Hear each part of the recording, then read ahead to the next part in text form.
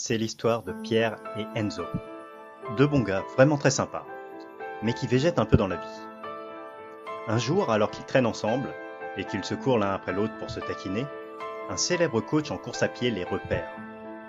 Il leur dit « Les mecs, vous le savez peut-être pas, mais vous avez un sacré potentiel. Ça fait 10 ans que je coache des champions, et je peux sans doute vous aider. Je veux faire de vous des champions olympiques d'ici quelques années. » Pierre et Enzo se regardent, surpris, puis lui répondent « Ok, ça paraît fou, mais pourquoi pas après tout? On n'a pas grand-chose à perdre. » En ce jour commence leur entraînement. Enzo, il donne tout, se dépasse, s'entraîne 15 minutes tous les jours, écoute les conseils de l'entraîneur.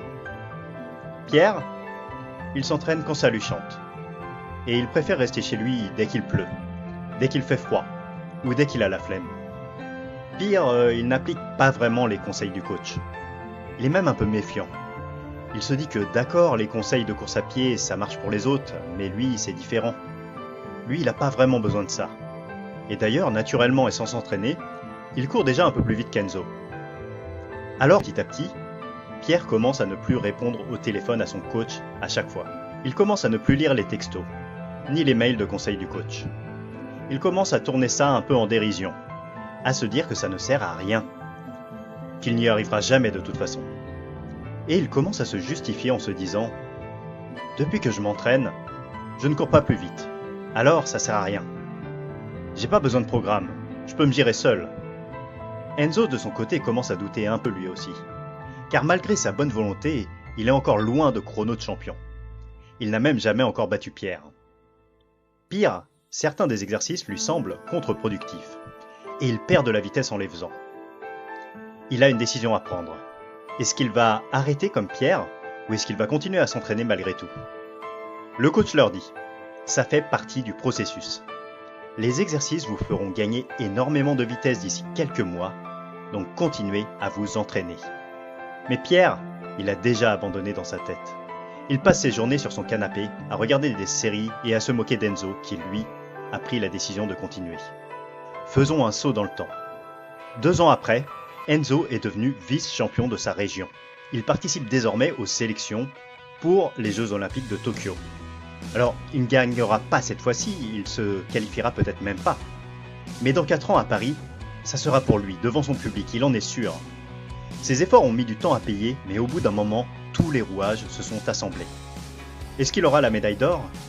On ne sait pas, et c'est même pas ça l'important, car il a maintenant un but clair dans sa vie. Il court plus vite que 99,99% des gens sur Terre. Il a confiance en sa capacité à vaincre l'adversité. Son charisme est boosté aussi. Il n'a maintenant aucun mal à se trouver une copine ou des amis qui respectent sa détermination et sa personnalité. Sa course à lui, il l'a déjà gagnée. S'il obtient une médaille, ça sera juste la cerise sur le gâteau d'une vie déjà réussie. Pierre, il est toujours sur le même canapé. Rien n'a vraiment changé pour lui. Le pire, c'est qu'il ne se rend même pas compte qu'il avait tout pour réussir. Et que tout ce qui lui a manqué, c'est de vraiment se dire qu'il pouvait réussir. Maintenant, à ton avis, lequel des deux a eu la bonne attitude et sera plus heureux dans sa vie? Enzo, bien entendu, tu seras d'accord avec moi sur ce point. Pourtant, le monde est rempli de gens comme Pierre. Et par moments, tu es sans doute comme Pierre aussi. Parce que tu laisses passer beaucoup d'occasions de progresser, de devenir une personne confiante, de devenir à l'aise dans tes conversations, de devenir charismatique. De mon côté, je suis un peu dans la même situation que le coach de cette histoire. Car comme lui, je ne peux aider que les gens comme Enzo qui appliquent mes conseils. Pas les gens comme Pierre, qui n'essayent même pas.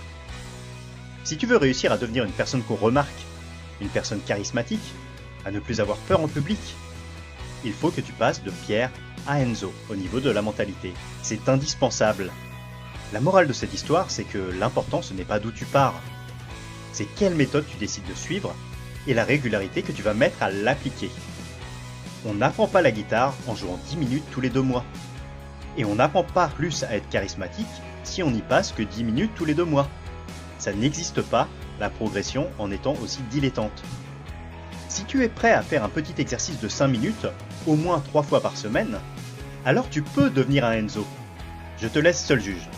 Parce que la décision de devenir un Enzo et de devenir plus charismatique d'ici quelques semaines, ça doit venir de toi, et de toi uniquement. Je te remercie de ton écoute.